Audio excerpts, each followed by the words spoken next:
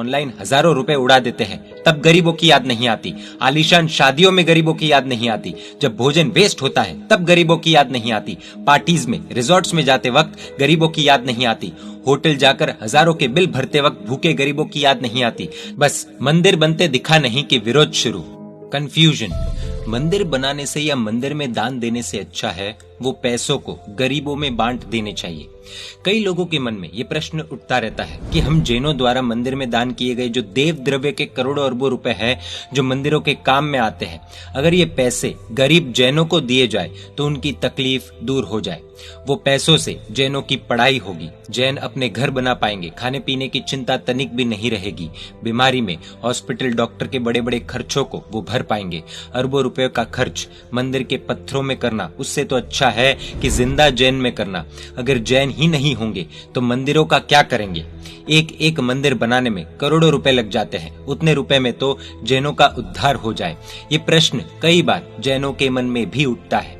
आजकल फिल्मों के द्वारा ब्रेन वॉश कर लोगों को धर्म के खिलाफ सोचने पर मजबूर करना बहुत आसान हो गया है। प्रश्न उठना गलत बात नहीं है, लेकिन बिना जानकारी के उस प्रश्न के संबंध में कोई भी जजमेंट दे देना वो शायद गलत है। तो इसका सलूशन क्या है? इस प्रश्न का जवाब देने से पहले इतना स्पष्ट कर देते हैं कि ये जवाब समझने के लिए सिर्फ लॉजिक नहीं, श्रद्धा भी जरूरी है। भारत सरकार ने बजट की घोषणा की, उसमें 50% से भी ज्यादा रकम सिर्फ डिफेंस के लिए तय की गई, बाकी की रकम अन्य कार्यों में। भारत के कुछ लोग जो भोले, अनपढ़, नादान हैं या जो पढ़े लिखे लेकिन जरूरत से ज्यादा होशियार लोग हैं, उनको ऐसा विचार आ सकता है कि इतने सारे रुपए संरक्षण में क्यों देने, प्रजा के विकास में लगाने चाहिए थे ना। हम सबको कितनी जरूरत है। इधर लोग भूखे मर रहे हैं और उधर सरकार बंदूकें खरीद रही है। इधर 2 टाइम का खाना नहीं है और उधर मिसाइल पे मिसाइल टेस्ट की जा रही है। उस वक्त जो बुद्धिमान अथवा समझदार लोग हैं वो क्या कहेंगे? वो कहेंगे कि अगर हमारी सुरक्षा का ही इंतजाम नहीं होगा तो हमारा विकास क्या काम का। आतंकवादियों की गोलियों से अगर हमको मरना पड़े तो हमारे विकास का क्या करेंगे। हम भी ये स्वीकार करेंगे कि सुरक्षा अत्यंत आवश्यक है, उसके बाद विकास। अब ये बात हमारे जैन धर्म से भी जोड़कर देखते हैं। मंदिरों का, प्रतिमाओं का, तीर्थों का निर्माण जैन के जैनत्व की सुरक्षा का काम है। घर, भोजन, शिक्षण, मेडिकल, बिजनेस वगैरह कार्य जैनों के विकास का काम है। ये कैसे, वो भी देख लेते हैं। मंदिर, प्रतिमा, तीर्थ, उपाश्रय आदि सब चीजें 2 तरह से फल देती है। नंबर 1 तत्काल यानी कि तुरंत, नंबर 2 थोड़े टाइम के बाद का फल। तत्काल फल यानी कि इंस्टेंट फल, और वो है सद्बुद्धि। जो आत्मा मंदिर आदि का माध्यम लेकर, निमित्त लेकर प्रभु की भक्ति करते हैं, उनका क्रोध शांत होगा तो उनका परिवार खुश होगा, उनकी पैसों की लालच कम होगी तो उनके कस्टमर्स खुश, उनकी वासनाएं शांत होगी तो कई लड़कियां उनका शिकार नहीं बनेंगी, उनमें न्याय नीति प्रकट होगी तो देश और सरकार दोनों को प्रॉफिट, उनमें हिंसा के भाव कम होंगे तो क्राइम्स में कमी आएगी आदि। ये बहुत लंबी लिस्ट है और सिर्फ जैन धर्म में ही नहीं, आप कोई भी धर्म में देखो तो जो लोग मंदिर के साथ, भगवान के साथ सच्चे मन से जुड़े हैं, वो लोग बड़े बड़े अपराधों से बहुत दूर रहते हैं। यहाँ पर उनकी बात नहीं हो रही है जो दिखावे के लिए मंदिर, भगवान या सुगुरु से जुड़े हुए होते हैं, बल्कि उनकी बात हो रही है जो समर्पण भाव से जुड़े हुए होते हैं। देशद्रोह, आतंकवाद, बलात्कार आदि अपराधों में इन लोगों के नाम लगभग सुनने में नहीं आएंगे। विश्व में आज सबसे ज्यादा जरूरत अगर किसी चीज की है तो वो है सद्बुद्धि। विकास से भी ज्यादा जरूरत है सद्बुद्धि की। जिन्होंने विकास पाया लेकिन सद्बुद्धि नहीं पाई, वो तो आज दुर्बुद्धि के कारण कितने सारे लोगों को दुखी कर रहे ही है। वो एक खुश, उनके साथ अनेक दुखी। उदाहरण के लिए कोई गलत नेता चुना गया हो तो वो जनता को चूना लगा देता है। वो अकेला खुश, बाकी उसकी पूरी प्रजा दुखी। लेकिन जिन्होंने विकास नहीं पाया लेकिन सद्बुद्धि पाई, वो विकास का सुख भले न पाए फिर भी सद्बुद्धि के कारण खुद खुश रहते हैं, किसी को भी दुखी नहीं करते हैं। एक बार चेक कर सकते हैं, क्या कोई ऐसा प्रभु भक्त है जो आतंकवादी है? क्या कोई ऐसा प्रभु भक्त है जो बलात्कारी है? क्या कोई ऐसा प्रभु भक्त है जो देशद्रोही है? क्या कोई ऐसा प्रभु भक्त है जो लुटेरा, डॉन, गुंडा है? क्या कोई ऐसा प्रभु भक्त है जो खूनी है? फिर से क्लियर कर दे, यहाँ पर उनकी बात नहीं हो रही है जो ढोंग के रूप में प्रभु भक्त होते हैं। आतंकवादियों को, बलात्कारियों को, देशद्रोहियों को, लुटेरों, गुंडों, डॉन को, खूनियों को देखे तो वो मंदिर जाने वाले नहीं होते, प्रभु भक्ति करने वाले नहीं होते, लगभग नहीं। जवाब साफ साफ है। मंदिरों ने समाज को, देश को सुंदर एवं सज्जन इंसानों की भेंट की है। जितने उत्तम मंदिर, जितनी मनोहर प्रतिमा, जितने बड़े तीर्थ, उतना ही वहां भक्तों का भाव हद बाहर का, उतना ही वहां प्रॉफिट भी ज्यादा। जितनी जबरदस्त भक्ति प्रभु की, उतने ही उत्तम गुण व्यक्ति के जीवन में विकसित होते हैं। तो ये है मंदिरों का सबसे मुख्य प्लस, इंस्टेंट प्लस, समाज एवं देश को सपोर्ट करे वैसा प्रॉफिट, सद्बुद्धि। अब दूसरी बात, हम किसी को पैसा तो दे दे, लेकिन उसके पास पैसों को रखने के लिए जेब ही न हो तो, तिजोरी ही न हो तो, हम किसी को गाड़ी तो दे दे, लेकिन उसे गाड़ी चलाना ही न आता हो तो, ड्राइवर रखने की अनुकूलता न हो तो, ठीक वैसे ही समझने जाए तो अगर लोगों को, जैनों को स्वयं या फिर गरीबों को कुछ भी देंगे, फिर भी अगर उनका पुण्य ही नहीं होगा तो हमारा दिया हुआ भी टिकेगा नहीं।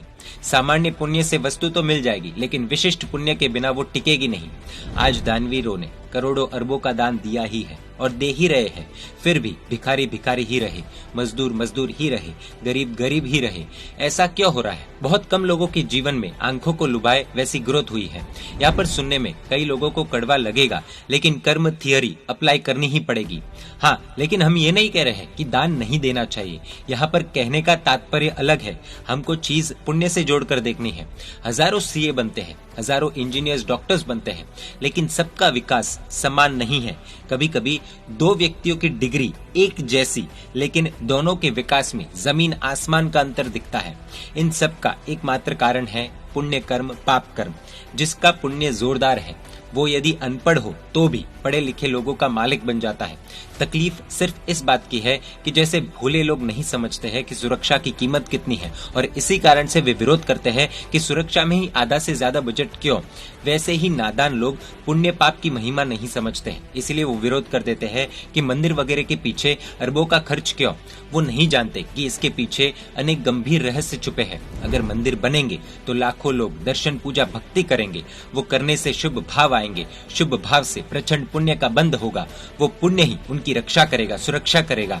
उनको विकास की प्राप्ति भी पुण्य से होगी, विकास की रक्षा भी पुण्य से ही होगी, और उसी व्यक्ति में गरीबों को दान देने की भावना भी जागेगी। कहने की जरूरत नहीं है, सिर्फ इतना समझ सकते हैं कि सबसे ज्यादा गरीब मंदिर के बाहर ही देखने को मिलते हैं, थिएटर या मॉल्स के बाहर नहीं। क्यों? क्योंकि उन गरीबों को भी पता है मंदिर आने वाला व्यक्ति ही दान देगा। उस गरीब को भी मंदिर में आने वाले व्यक्ति से ही दान की उम्मीद है। कई बार देखने को मिलता है कि बड़े बड़े बंगले में रहने वाले दुनिया के सामने पब्लिसिटी पाने के लिए कह देते हैं कि मंदिर बनाने की क्या जरूरत है, मंदिरों में पैसों को दान करने की क्या जरूरत है, वो पैसों को तो गरीब लोगों में बांट कर उनको दान देना चाहिए। उस लॉजिक से तो बड़े बड़े बंगले बनाने की क्या जरूरत है? व्यक्ति एक रूम के घर में भी तो रह सकता है, व्यक्ति 2 रूम के घर में भी तो रह सकता है। अरे लोग तो झोपड़ियों में भी तो रहते हैं। तो इस तरह से मंदिरों की आड़ में जो गरीब लोगों को दान देने की वकालत करते हैं, उन लोगों को सबसे पहले अपने घर बेचकर छोटे से घर में जाना चाहिए और सारा पैसा दान देना चाहिए। ऑनलाइन हजारों रुपए उड़ा देते हैं, तब गरीबों की याद नहीं आती। आलीशान शादियों में गरीबों की याद नहीं आती। जब भोजन वेस्ट होता है तब गरीबों की याद नहीं आती। पार्टीज में, रिजॉर्ट्स में जाते वक्त गरीबों की याद नहीं आती। होटल जाकर हजारों के बिल भरते वक्त भूखे गरीबों की याद नहीं आती। लाखों रुपए खर्च करके घूमने जाते हैं तब गरीबों की याद नहीं आती। एसी हीटर ऑन करते वक्त, महंगे कपड़े खरीदते वक्त गरीबों की याद नहीं आती। लाखों रुपए के फोन खरीदते वक्त, गैजेट्स खरीदते वक्त गरीबों की याद नहीं आती। हम सबकी लाइफस्टाइल कैसी है वो हम खुद जानते हैं। ये लिस्ट इतनी लंबी है कि कई लोगों के कान से धुआं निकल जाए। ऐसे समय पर गरीबों की बिल्कुल भी याद नहीं आती। बस मंदिर बनते दिखा नहीं कि विरोध शुरू। एक और बात समझने जाए तो हमारे देश की सबसे बड़ी संपत्ति कोई है तो वो है संस्कृति। हमारे पूर्वजों ने इतने मंदिर बनाए कि इतने आक्रमणों के बावजूद वो हम तक पहुंचे, सिर्फ इसलिए कि हम धर्म का हाथ पकड़े रखे, हम हमारी संस्कृति से जुड़े रहे, हम साधर्मिक भक्ति की एवं दान देने की संस्कृति से जुड़े रहे। हमारे मंदिर हमारी संस्कृति की पहचान है। मंदिर ही नहीं रहेंगे तो धीरे धीरे संस्कृति नष्ट हो जाएगी। साधर्मिक भक्ति की, दान देने की संस्कृति की ही हम बात कर रहे हैं। जब संस्कृति ही नहीं रहेगी तो साधर्मिक भक्ति कौन करेगा, दान कौन करेगा? दया भाव, करुणा भाव ही नहीं रहेंगे तो साधर्मिक भक्ति कौन करेगा, दान कौन करेगा?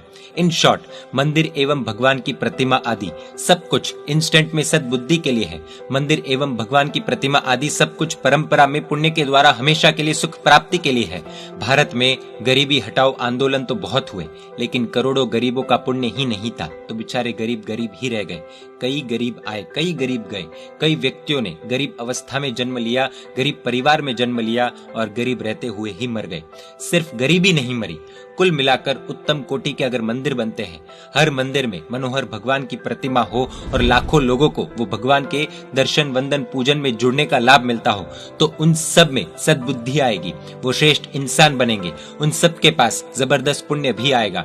उसके प्रभाव से वो इतने आगे बढ़ेंगे कि खुद तो सुखी बनेंगे, दूसरों को भी सुखी बनाने की प्रचंड शक्ति के मालिक बनेंगे।